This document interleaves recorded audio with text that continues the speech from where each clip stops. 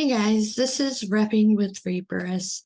This is Nicola, aka Repress, and I am coming to you guys today from the great stories of Ari Melber once again in regards to the Roger Stone situation as to how he fits in, why he hasn't been indicted, along with many other things we'll kind of get to. Last time we picked up, it was the video of Roger Stone and the producer, director, Christopher Gulbrandsen from he's Danish. But Ari Melber's previous video talked about him going through the dictation of the letter that was going out to the state legislators. And this video goes a little bit further. As you guys know, I've gone over this before. If you haven't watched the video, that's okay. You can still go back and watch it, but I'm going to kind of go over the gist of it. So the previous video that I did shows Roger Stone 2 days before the election was called, sitting down, dictating a letter to the state legislators about election fraud and how these state legislators are the ones who should be deciding the election. And as we know, they're not decided by politicians. They're decided by we the people, by votes. This one goes to January 6th. And this shows how some of the court cases that are going on now kind of meet up, and kind of makes you wonder why we haven't seen Stone indicted in any of them yet. Well, the great Glenn Kirshner does say, Jack's just getting started. I truly believe him. He's probably the sane person in the room when it comes to people that I truly trust when it comes to the law. So let me just get started. And then at the end, I'm going to read the synopsis for A Storm Untold, which is the Roger Stone video that you see in my previous video, and you'll see in Ari's video. I'm going to link that again in the description, so you can go and see the original video as well.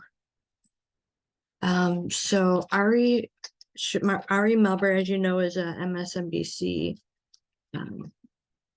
mega commentary person. He's a host on MSNBC. He is known to be the one who gives oh my God, Taki Takapina the side eye when he tried to grab the paperwork from his hands in the Eugene Carroll case. It's funny how these all run in together. Anyway, so Ari in the video showed us that dictation of the letters to go out to the legislator.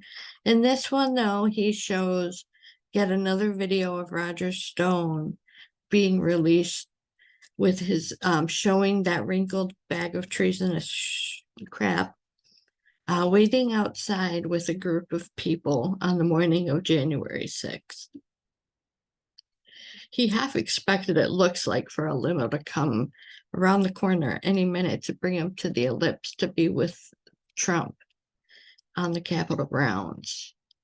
The limo never came, and they let know that in that video as well. But what I don't think he knew at the time is that audio could also be heard before he entered the room. Now he enters the room you can tell he's upset, and very pissed off. Says, like, I guess we got our answer. And he told whoever it was he was on the phone with and said, well, this is why he lost. Now that comment comes up again when it's cut to a scene of him when he's on the phone, he says, well, he never fucking came. And then it clicks to him sitting on a chair, on a couch, more specifically, on a couch watching the president, well, the former president, the ex-president, the piece of shit that's going through all these indictments now. Anyway, sorry, you guys will notice I like to talk off the cuff a little bit. I'm very much not a fan of Trump's, like many of you. But you can see that he is at the couch saying, well, this is why he lost, and he knows it. That was jarring enough. I assume that he was talking about the fact that he speaks off the cuff a lot, and just, I mean, he never knew how to read from a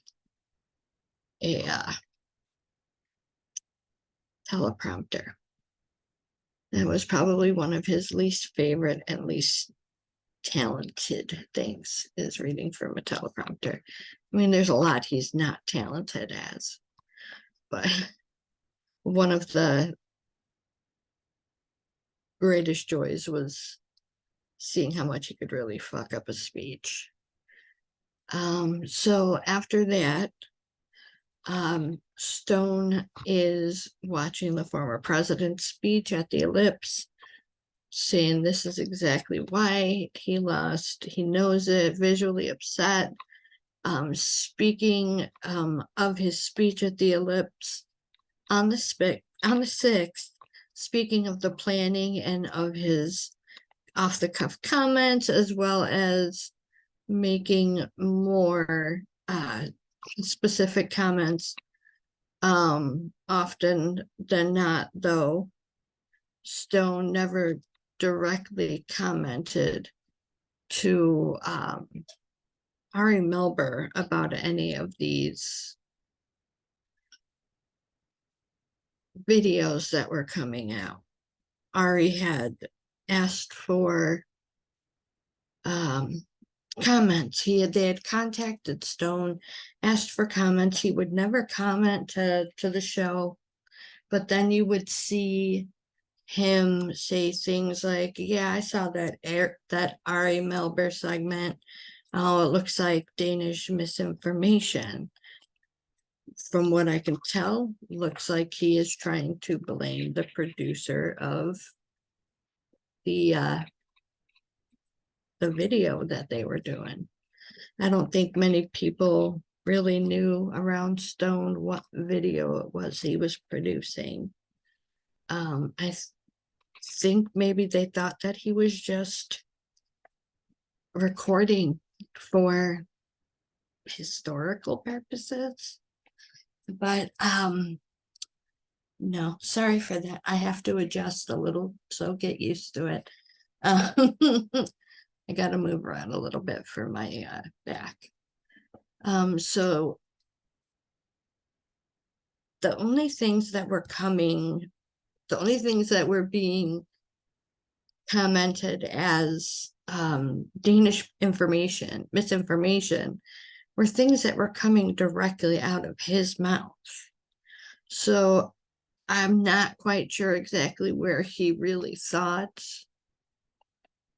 this misinformation was, what in the world he thought that Ari was talking about. But I just found it very odd that it's the stuff that he was saying, and you could see him, it's him in the video, going through all of that. So it just sounded to me like he was trying to push a blame off to somebody else.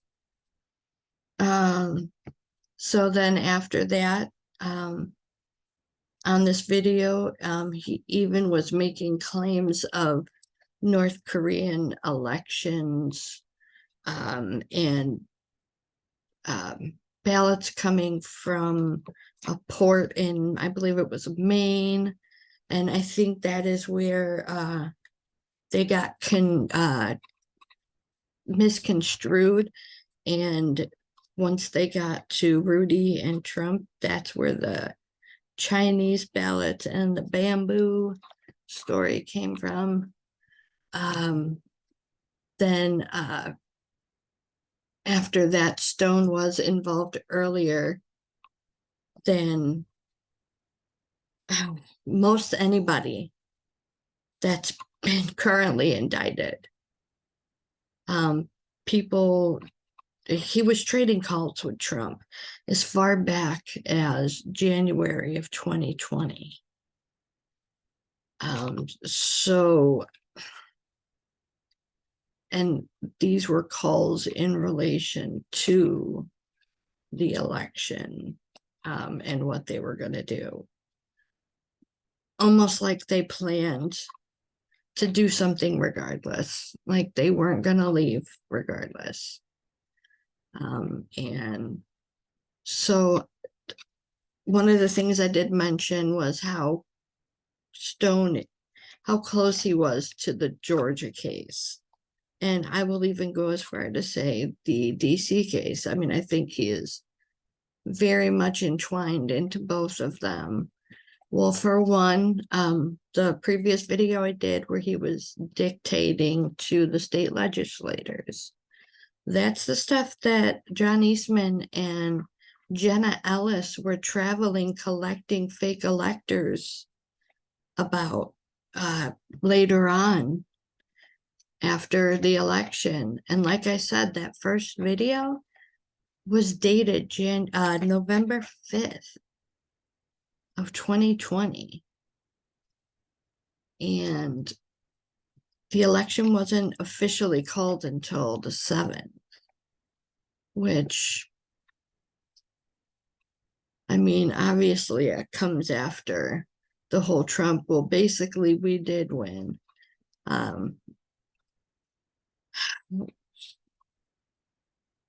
Just the most, you just knew when you saw that on election night. This is not going to go the way we're all used to. I mean, nothing had since then. I mean, like I said, I was part of Justice Democrats, still technically am. And he spent a lot of time trying to eviscerate several women that either myself or my group helped elect into Congress. So back to how these are all entangled. So the fake electors, like I said, those were done shortly after Trump declared he was going to win, and the court cases were starting up. While the court cases were going, this is when John Eastman and Jenna Ellis were traveling the city or the country, collecting fake electors like trading cards. The video that I posted previously, unlike a few weeks ago, he is now connected to both Georgia and RICO. I'm sorry, both Georgia and TC. Georgia is RICO. Because before it was just one.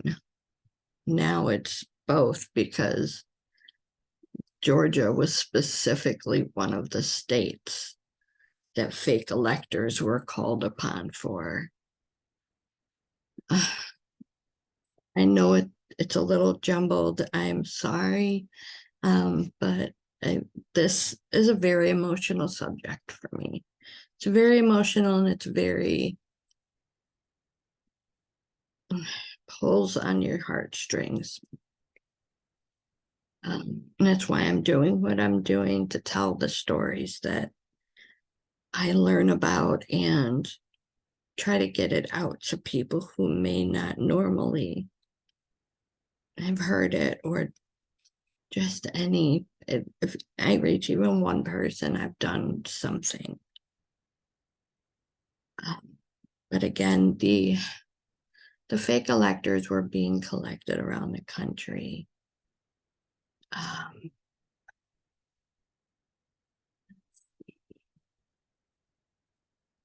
Like I said, the reason Georgia is involved, not just the DC cases, is because the fake electors, one of those letters that he was dictating was to the Georgia state legislator.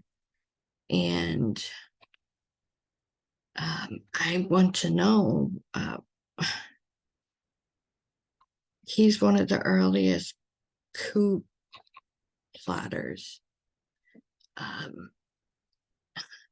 His message and his plan was being used in the Georgia election. Why wasn't he indicted? Maybe he's one of the unindicted. I don't know. I know who the indicted are, but I'm not sure who the other 30 unindicted people are. I, like Ari Melber, I'm curious, like he is, what other videos have not been seen? What do we not know?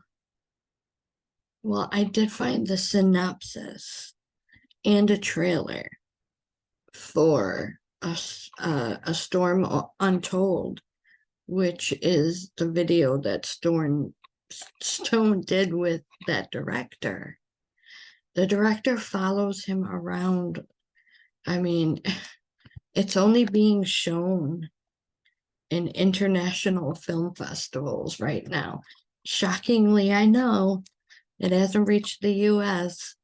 Nobody has seen the video. I was able to get my hands on at least the trailer of it and the synopsis that was sent in to the film festival.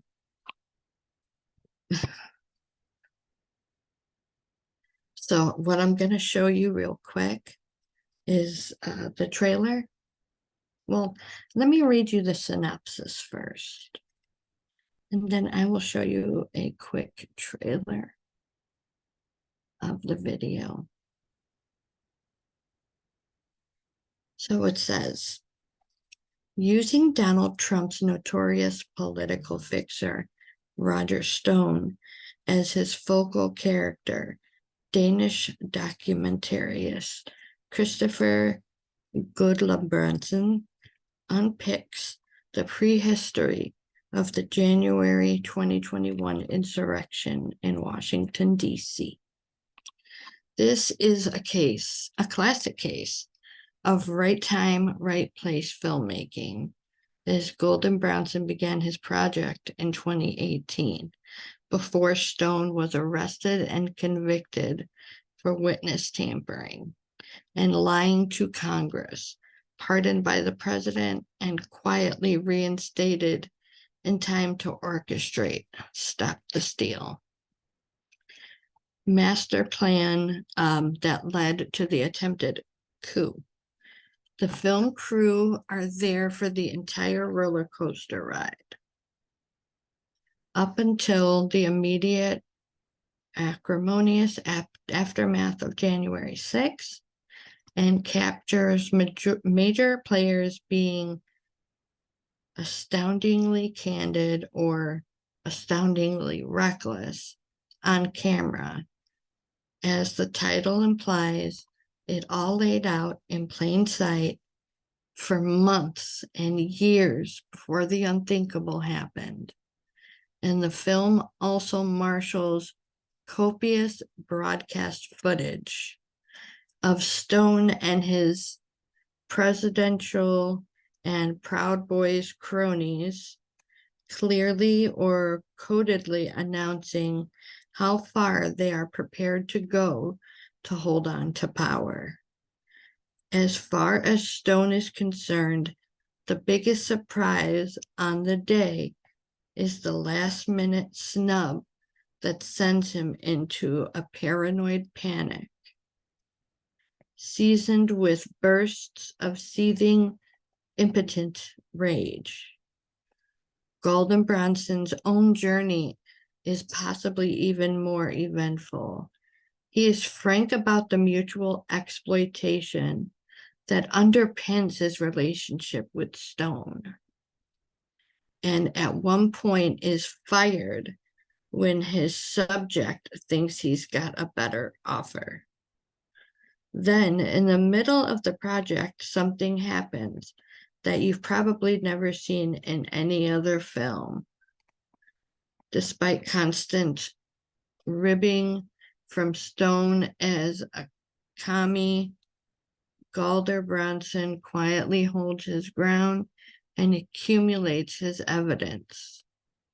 After a particularly unhinged and unprecedented telephone rant, Stone's last words to the camera are, "Obviously, if you use any of that, I'll murder you." So the no spoiler will come up in the video. So I am going to bring up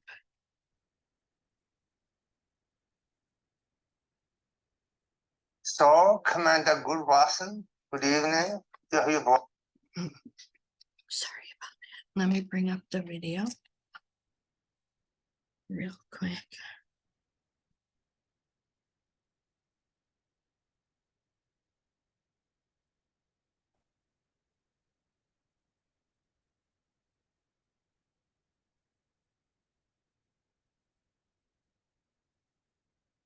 All right, let me share my screen with you guys.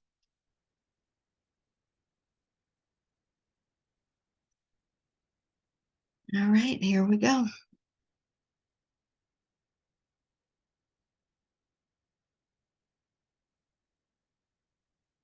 So, Commander Gulwassen, good evening. You brought a list of Jews. I mean, it's incredible. Do the people in Denmark even know the maker of this film comes from a long line of Danish Nazis? Here, hold this, would you please? So, drinking while driving, eh? Get a photo of this. Roger Stone, Donald Trump's close confidant, is now under arrest. They say he lied, but other people lied too. Done, finished. Do not come here, because if you come here, you're a dead man. Metaphorically speaking.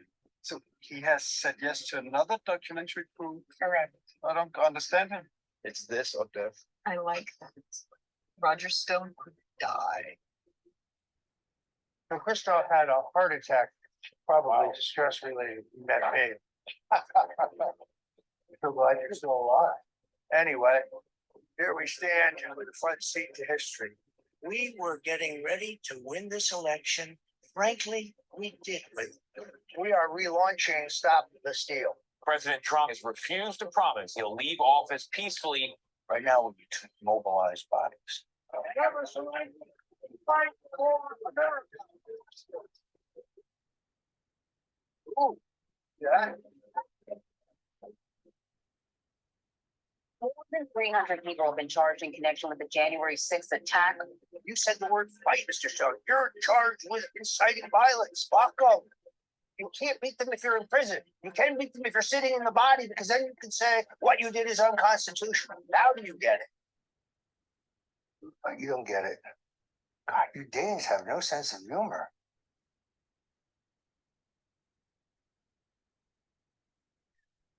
Look at Mr. I am not watching that video, watching the January 6th stuff. And it's right here every time to see him enjoy it. It's like, you know, that you know what the people that you're dealing with when you're watching this stuff. But anyways, thank you guys for coming.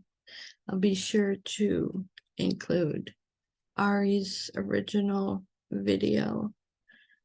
Also, I'm sorry, give me a second. I wanted to let you guys know we do have our new cups as well as shirts, thanks to our sponsor, Miss Catherine Z of Fighting Words, her Etsy store that will, Fighting Words Designs. Her Etsy store will also be included down below. And if you use the coupon code BYOH10, she is allowing for 10% off her entire store. So thank you guys, and I look forward to seeing you guys again, hopefully soon. If not, I'm by myself with my sister Alicia on All Fired Up. Thanks again. This is Reppin' with Repress, and I'm Repress. Peace.